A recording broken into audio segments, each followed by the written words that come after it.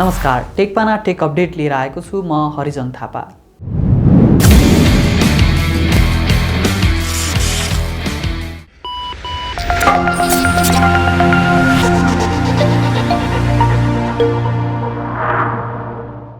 Update सुरु गरौँ आईएसपीहरूको झुटो विवरण सम्बन्धी समाचारबाट।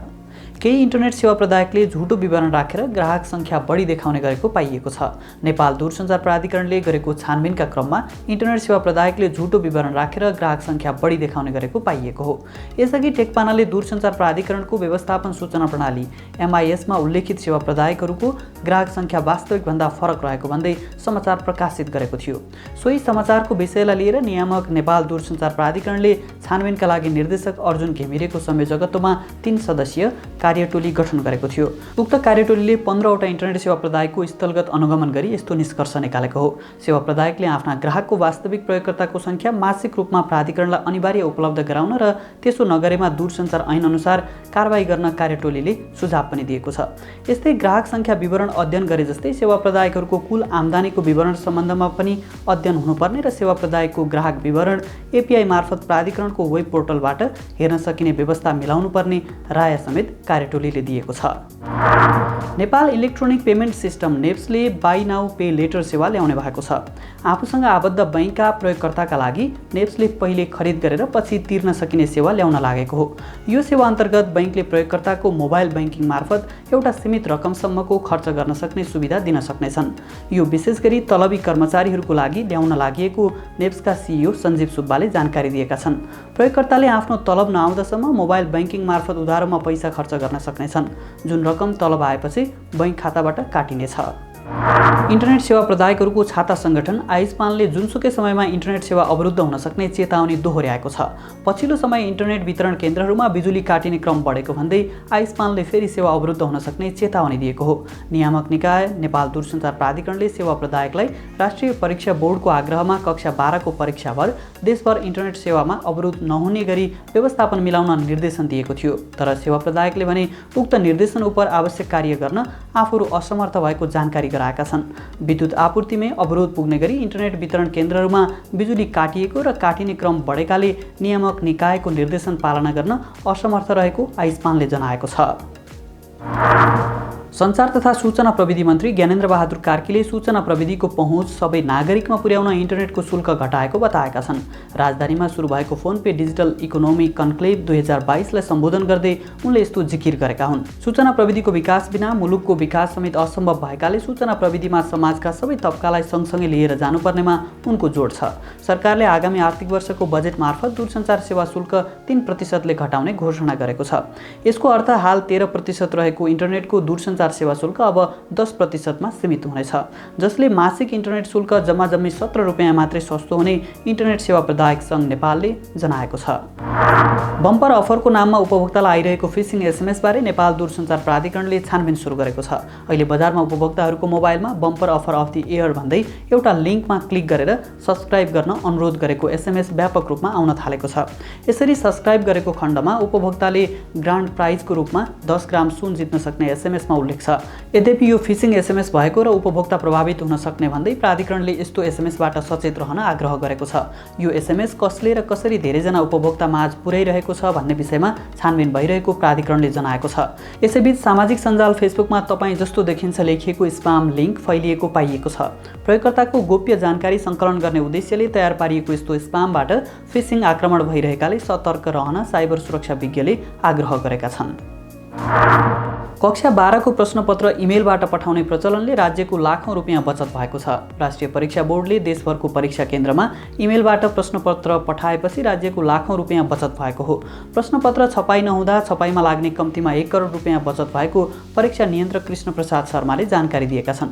त्यस्तै प्रश्नपत्र छपाईको बेला नेपाली सेना, नेपाल प्रहरी र सशस्त्र प्रहरी बलका 45 जना सुरक्षाकर्मी, बोर्डका सम्बन्धित पदाधिकारी करिब 1 महिनासम्म जनक शिक्षा सामग्री केन्द्रमा बस्दा भत्ता बापत करिब 20 लाख रुपियाँ खर्च हुन्थ्यो। त्यसबाहेक सबै जिल्लामा प्रश्नपत्र ढुवानी गर्दा र परीक्षा सञ्चालन हुनुअघि सुरक्षाका लागि प्रहरी चौकीमा प्रश्नपत्र राख्दा सुरक्षाकर्मीलाई उपलब्ध गराउनुपर्ने भत्तासहित लाखौं रुपियाँ खर्च हुने गरेको थियो, जुन अहिले जोगिएको छ।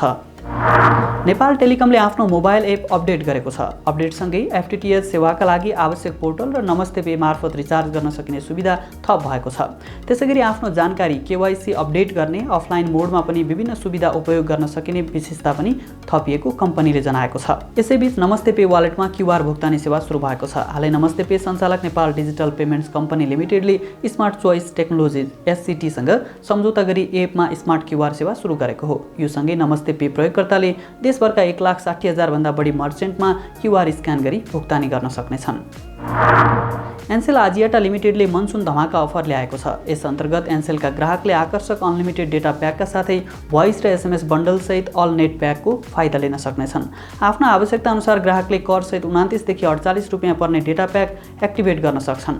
यस्तै कर सहित 12 रुपियाँमा 30 मिनट टक टाइम र 30 वटा एसएमएस बन्डल भएको प्याक खरिद गर्न सकिनेछ भने 14 रुपियाँमा 100 मिनट टक टाइम र 100 वटा एसएमएस सहितको बन्डल किन्न सकिनेछ। यो सँगै 29 रुपियाँमा 290 मिनट टक टाइम र 290 वटा एसएमएस भएको बन्डल प्याक पनि एनसेलले अफर गरेको छ। सिजिनेटले आफ्नो पहिलो वर्ष पूरा गरेको छ। सस्तो मूल्यमा उच्च गतिको इन्टरनेट प्याकेजका साथ बजारमा आएको कम्पनीले सफलतापूर्वक पहिलो वर्ष पूरा गरेको हो। बजार प्रवेश गरेसँगै नेपालको इन्टरनेट बजारलाई नै उथलपुथल पार्न सफल कम्पनीले 1 वर्षको अवधिमा 30,000 भन्दा बढी ग्राहक बनाएको छ। यसैबीच सिजिनेटले चितवन भरतपुरमा पनि आफ्नो सेवा विस्तार गरेको छ। भरतपुरमा औपचारिक रूपमा सेवा प्रारम्भ भएको कम्पनीले जानकारी दिएको हो। कम्पनीले नयाँ ग्राहकका लागि 1 महिनाका लागि निःशुल्क ट्रायलको सुविधा पनि दिइरहेको छ। सिजिनेटको इन्टरनेट सेवा काठमाडौँ उपत्यका सहित हेटौँडा, बुटवल, भैरवा, नवलपुर, कावासोती र रत्ननगरमा समेत उपलब्ध छ। सोर्स कोड अर्थात् कम्प्युटर स्रोत सङ्केत चोरी गरेको आरोपमा एक व्यक्ति पक्राउ परेका छन्। राजस्व व्यवस्थापन नामक सफ्टवेयरको सोर्स कोडमा अनधिकृत पहुँच पुर्याई चोरी गरेको भन्दै प्रहरीले 35 वर्षीय सन्तोष सिग्देललाई पक्राउ गरेको हो। उनीमाथि आर्थिक लाभ लिने मनसायले सोर्स कोड चोरी गरी नेपालका केही स्थानीय तहहरूमा उक्त सफ्टवेयर बिक्री वितरण गरेको आरोप छ। तनहु घर भएका सिग्देलले ललितपुर सानेपामा म्याट्रिक सफ्टेक नामक आइटी कम्पनी सञ्चालन गर्दै आएका थिए। यसैबीच अवैध रूपमा कर छली गरी ल्याइएका मोबाइलसहित एकजना पक्राउ परेका छन्। भारतको बिहार स्थित वैशाली जिल्लामा घर भई हाल कलङ्की बस्दै आएका जमशेद अलीलाई प्रहरीले पक्राउ गरेको हो। उनले भारतबाट भन्सार छलेर चोरी पैठारी गरी मोबाइल बिक्री वितरण गर्ने गरेको भन्ने गोप्य सूचनाका आधारमा काठमाडौँ उपत्यका अपराध अनुसन्धान कार्यालयबाट खटिएको प्रहरी टोलीले उनलाई न्युरोड स्थित ताम्राकार कम्प्लेक्समा रहेको उनकै मोबाइल रिपेयर पसलबाट पक्राउ गरेको हो। चौधरी ग्रुप अन्तर्गतको सिजी मोटर्सले नेपाली बजारमा विद्युतीय कार नेटा भी सार्वजनिक गर्ने तयारी गरेको छ। कम्पनीले आउँदो जुन 5 आइतबार विश्व वातावरण दिवसको अवसर पारी यो कार सार्वजनिक गर्न लागेको हो। चीनको जिजियाङ प्रान्तमा रहेको होजन अटो न्यू इनर्जी भेहिकल कम्पनीबाट सिजीले यो कार नेपाल भित्र्याएको हो। टेस्लाको जस्तै डिजाइन भएको यो कार आकर्षक र बोल्ड देखिन्छ। यो कारलाई चार्ज गर्न स्लो चार्जरबाट 12 घण्टा लाग्छ भने फास्ट चार्जरबाट 30 मिनटमा 80% सम्म चार्ज गर्न सकिने कम्पनीको दाबी छ। स्ट्यान्डर्ड भेरिएन्टमा 31.18 किलोवाट आवरको ब्याट्रीसँगै 40 किलोवाटको मोटर जडान गरिएको छ। यसले फुल चार्जमा 301 किलोमिटर रेन्ज प्रदान गर्ने बताइएको छ। त्यसैगरी यसको लङ रेन्ज मोडलमा 38.54 किलोवाट आवरको ब्याट्री प्याक र 55 किलोवाटको मोटर जडान गरिएको छ, जसले फुल चार्जमा 401 किलोमिटर रेन्ज प्रदान गर्ने बताइएको छ। नेटा भीको मूल्य 38 लाख रुपियाँबाट सुरु हुने अनुमान गरिएको छ। WP19 नामक एक चिनिया स्मार्टफोन निर्माता कम्पनीले 21,000 mAh क्षमताको ब्याट्री राखिएको फोन सार्वजनिक गरेको छ। शक्तिशाली ब्याट्री भएको यो स्मार्टफोन एक पटक चार्ज गर्दा 1 हप्तासम्म ढुक्कले चलाउन सकिन्छ। यो स्मार्टफोनमा 27 वाटको फास्ट चार्जिङ रहेको छ, जसलाई फुल चार्ज गर्न 4 घण्टा लाग्छ। मिडियाटेक हेलियो G95 प्रोसेसर राखिएको यो फोनमा 8GB र्याम र 256GB स्टोरेज उपलब्ध छ। यो फोनमा पछाडितर्फ 3वटा क्यामेरा राखिएका छन्, जसमा 64 मेगापिक्सलको प्राइमरी सेन्सर, 2 मेगापिक्सलको म्याक्रो क्यामेरा सेन्सर र 20 मेगापिक्सलको Sony night vision IR module रहेका छन्। यसबाहेक फोनमा 16 मेगापिक्सलको सेल्फी सुटर समेत छ। एन्ड्रोइड 12 अपरेटिङ सिस्टममा चल्ने यो फोन हाल अलिएक्सप्रेसमा बिक्रीका लागि उपलब्ध छ, जसको मूल्य €694 अर्थात् करिब 92,000 रुपियाँ पर्न आउँछ। रियलमीले आउँदो मङ्गलबार विश्व बजारमा रियलमी GT Neo 3T सार्वजनिक गर्ने भएको छ। 120 हर्ज रिफ्रेस रेटसँगै E4 एमोलेड डिस्प्ले भएको यो फोन सार्वजनिक हुन लागेको हो। स्न्यापड्रागन 870 चिपसेटद्वारा सञ्चालित फोनमा एन्ड्रोइड 12 उपलब्ध हुनेछ। फोनमा 64 मेगापिक्सलको मुख्य क्यामेरा, 8 मेगापिक्सलको अल्ट्रा वाइड क्यामेरा र 2 मेगापिक्सलको म्याक्रो क्यामेरा रहेको छ। त्यस्तै 16 मेगापिक्सलको सेल्फी क्यामेरा हुनेछ। 5000 mAh क्षमताको ब्याट्री भएको फोनले 80 वाटको फास्ट चार्जिङ सपोर्ट गर्ने बताइएको छ। यसको मूल्य कति हुनेछ भन्ने विषयमा भने कम्पनीले कुनै जानकारी दिएको छैन। नथिङले आफ्नो पहिलो स्मार्टफोन नथिङ वान सार्वजनिक गर्ने भएको छ। युकेमा आधारित कम्पनी नथिङसँग धेरै प्रयोगकर्ताले राम्रो स्मार्टफोन पाउने अपेक्षा राखेका छन्।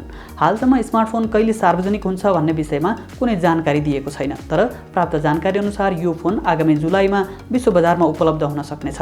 कम्पनीको आधिकारिक ट्विटर ह्यान्डल मार्फत दिएको जानकारी अनुसार यो फोनको पछाडिको भाग ट्रान्सप्यारेन्ट अर्थात् पारदर्शी हुनेछ। यसको अर्थ मोबाइलको पछाडिबाट मोबाइलभित्र रहेका सम्पूर्ण टुल देख्न सकिनेछ। वायरलेस चार्जिङ युक्त यो फोनमा क्वालकमको स्न्यापड्रागन प्रोसेसर रहने बताइएको छ। यसका साथै यसमा ब्लेज समेत हुने छैन। एलईटीबीले आइफोन जस्तै देखिने स्मार्टफोन सार्वजनिक गरेको छ। आर्थिक समस्याले गर्दा विगत केही वर्षदेखि कम्पनीले कुनै स्मार्टफोन सार्वजनिक गरेको थिएन।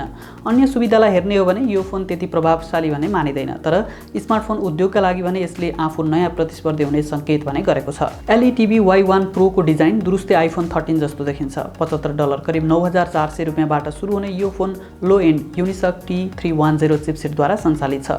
यो फोन अहिले चिनिया बजारमा मात्रै उपलब्ध छ। चिनिया एप टिकटक पुनः भारतीय बजारमा प्रवेश गर्ने तयारीमा जुटेको छ। टिकटकको अभिभावक कम्पनी बाइटडान्सले यसका लागि भारतमा स्थानीय साझेदार खोजिरहेको खबर भारतीय सञ्चार माध्यमहरूले लेखेका छन्। भारत सरकारले 2 वर्ष अघि राष्ट्रिय सुरक्षाको समस्या देखाउँदै टिकटकमाथि प्रतिबन्ध लगाएको थियो। टिकटकको ठूलो बजारको रूपमा रहेको भारतले प्रतिबन्ध लगाए पनि टिकटक एकपछि अर्को गर्दै सफल बनिरहेको छ। आर्टिफिसियल इन्टेलिजेन्सकी एक विज्ञले अबको 50 वर्षमा मानिसहरूले मेटाभर्समा नै बच्चा जन्माएर हुर्काउने भविष्यवाणी गरेकी छिन्। आर्टिफिसियल इन्टेलिजेन्स विज्ञ क्याट्रियोना क्याम्पबेलले हालै सार्वजनिक गरेको पुस्तकमा यस्तो भविष्यवाणी गरिएको हो। क्याम्पबेलले आफ्नो पुस्तक AI by design a plan for living with artificial इन्टेलिजेन्समा भर्चुअल बच्चाको बारेमा उल्लेख गरेकी छिन्। मेटाभर्सको भर्चुअल बच्चाले पृथ्वीमा भएको वातावरणीय समस्या, जनसङ्ख्या वृद्धि लगायतका समस्यालाई समाधान गर्ने बताउँदै उनले बच्चा जन्माएर हुर्काउन लाग्ने खर्च पनि कम हुने तर्क गरेकी छिन्।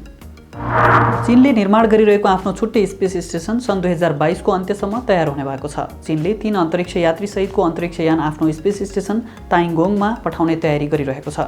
यो उडान छिट्टै हुने चिनिया सञ्चार माध्यमहरूले बताएका छन्। साथै यही जुलाई र अक्टोबरमा चीनले आफ्नो तयार हुँदै गरेको स्पेस स्टेसनमा अध्ययन गर्ने ल्याब तयार गर्नको लागि 2वटा ल्याबोरेटरी मोड्युल समेत पठाउँदैछ। स्पेस स्टेसन तयारीका लागि यो नै अन्तिम उडान हुने पनि जनाइएको छ। यसको अर्थ हो सन् 2022 नसकिँदै चीनको आफ्नै स्पेस स्टेसन तयार हुनेछ। टेक अपडेट आजलाई यति नै। मङ्गलबार फेरि अर्को अपडेट लिएर आउनेछौँ। टेकपाना हेर्दै अनि पढ्दै गर्नुहोला। नमस्कार।